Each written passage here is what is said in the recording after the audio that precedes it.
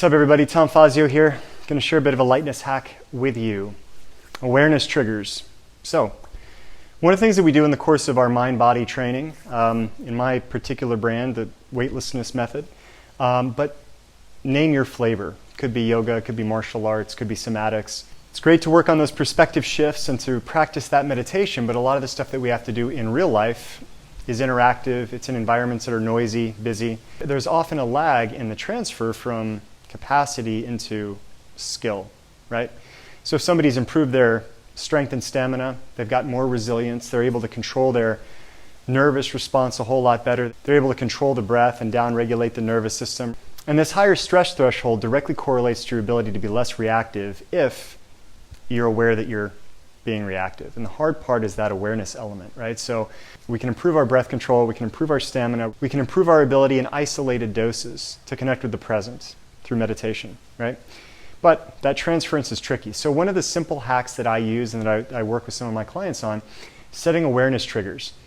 This will seem at first a little bit remedial and basic, and it is. But the problem that we all face is the default mode network is dominating the majority of our experience. And until we find a way to actually override that in the moment, it can be pretty tricky. And that's why a lot of people that might even make progress, right? I've talked about the importance of metrics in other videos, but you need to be able to measure your progress in mind-body development. If you can't do it, you're often shooting in the dark, and it can be misleading. You might feel like you're doing better in the studio, and then you go out and nothing feels like you're changing, right? You're the same old person as soon as you're under a bit of pressure.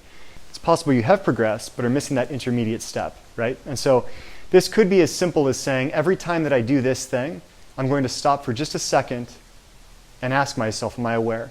Am I aware of my breath? Am I sensing? Am I feeling? All the stuff that you might walk through in a shorter type of mindfulness session, you can then implement quicker. A few breaths, right? A few seconds, not 5-10 minutes, but taking that skill you've acquired in isolation and now applying it to different circumstances. And to give you an example, you might say, every time that I open a car door, every time that I brush my teeth, every time that I walk through a certain doorway in my home. These could be awareness triggers. Now, some people might set those and then forget them, and that's another problem.